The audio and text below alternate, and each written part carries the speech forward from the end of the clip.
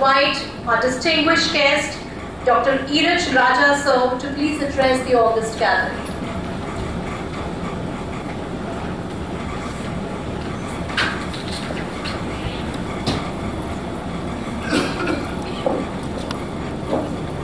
Dr. Brigadier Ashish Gupta sir, Vice Chairman Arpit, Dr. Shetty sir, Dr. Shrad Thakur sir, all head of departments, faculty members और सभी PG students जिन लोगों ने join किया है, सभी को मेरा प्रणाम।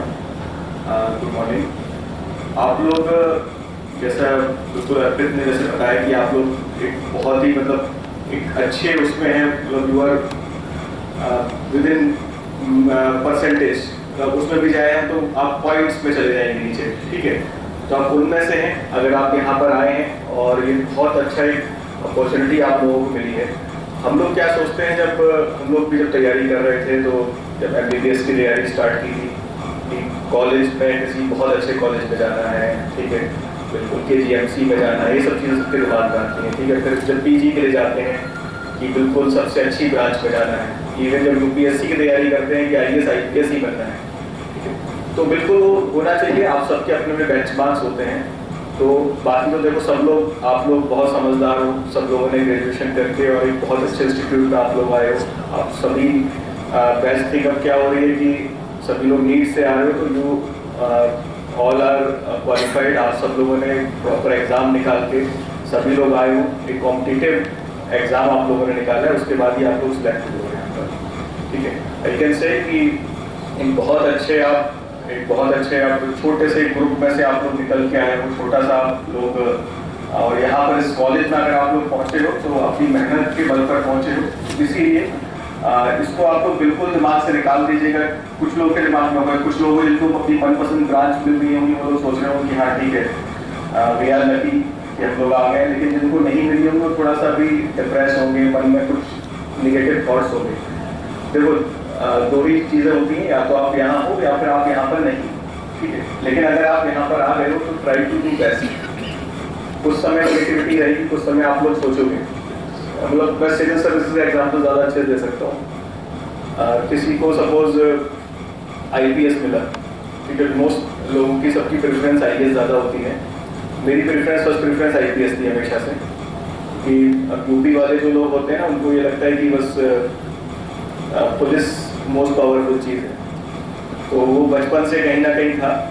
और आपके बीच में एक स्टूडेंट है इस समय जिनके फादर मेरे आइडल थे, और उनको मैंने माना था हमेशा से जब मैं 5 साल का था। आपके बीच में इस समय एक PG स्टूडेंट है, तो उनके फादर को मैंने आइडल मान के अपनी तैयारी मतलब बचपन से ही बना दिया था कि हाँ पुलिस में ही आना है और यूनिफॉर्म ही पहननी है। तो उनको मानकर मैंने हमेशा से सोचा कि तैयारी करनी है। और तैयारी के टाइम में कई लोगों ने बोला कि why are you opting for IPS, सब लोग IAS लेते हैं। मैंने कहा नहीं, अब तो सोच लिया है तो उससे कोई फर्क नहीं पड़ता कि मैं किस में जा रहा हूँ। कि IAS obviously IAS is most preferred, और 95% जो भी इस एग्जाम को ऑप्ट करते हैं वो लोग, जैसे आपके यहाँ पर शायद पीडोडॉन्टिक्स अच्छा बोला जाएगा या ओरल मैक्सिलोफेशियल सर्जरी, ठीक है। जैसे हम लोग MBBS के बाद एंटी रेडियो डायग्नोसिस या MS ये लोग अच्छा माना जाता है।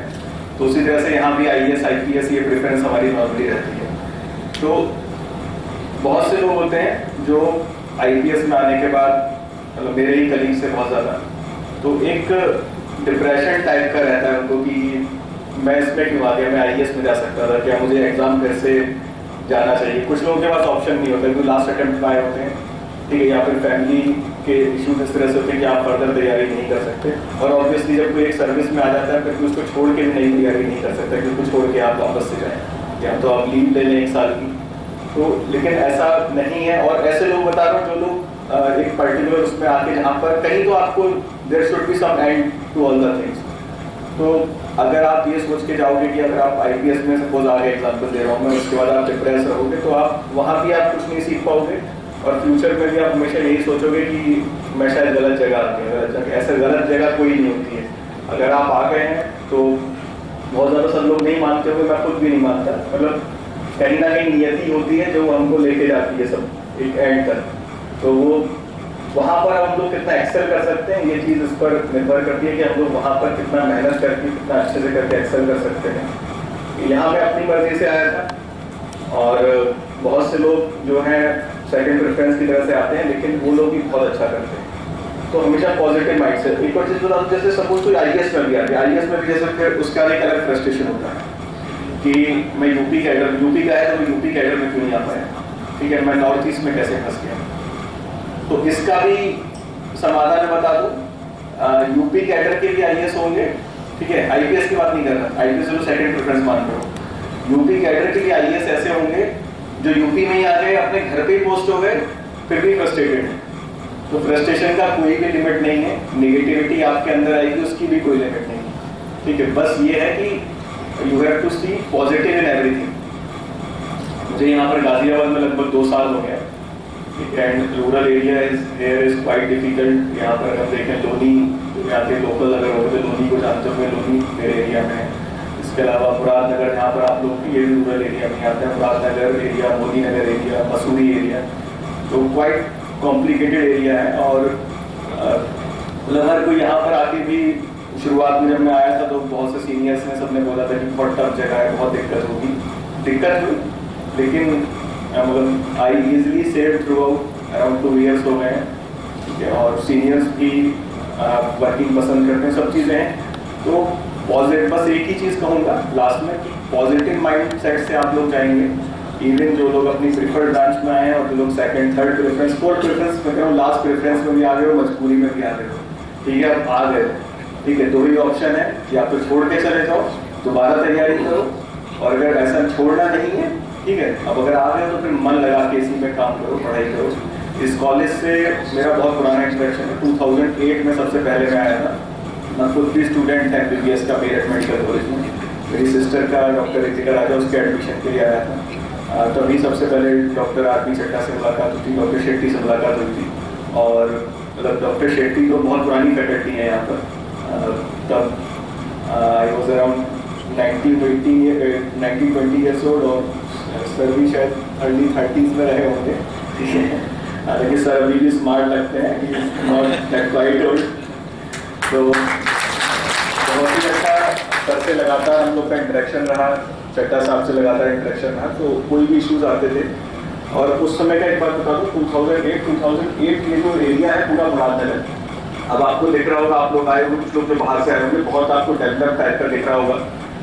RRTS का प्रोजेक्ट यहाँ से निकल रहा है रेलवे का, उस समय ऐसा नहीं था, क्वाइट नोटोरियस एरिया ये था, नोटोरियस अभी भी है, ठीक है, अभी भी थोड़ा सा ध्यान सबको रखने की जरूरत है, हालांकि हम लोग हैं ध्यान रखने के, लेकिन फिर भी नोटोरियस एरिया अभी भी है।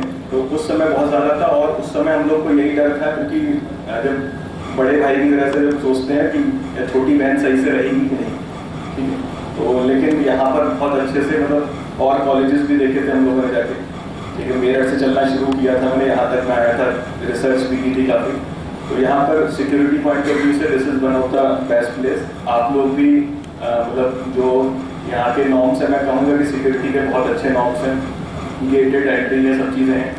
तो हम लोग कहीं ना कहीं पुलिस का भी उससे हेडेक बच जाता है, ठीक है। बाकी एज ए सीनियर मान लेना मुझको, या एज ए पुलिस पर्सन मान लेना, मुझे अपने सीनियर भाई की तरह मानना, कभी भी कोई इशू हो तो मुझसे हमेशा बात करना, ठीक है। और I am always there to help you guys. और बस अच्छे से, अब जहाँ भी आ गए हो अच्छे से मेहनत करो, अच्छे से पढ़ाई करो, और बहुत अच्छी जगह आए हो, और बहुत अच्छा फ्यूचर में आप सब लोग करोगे। Thank you, all the best.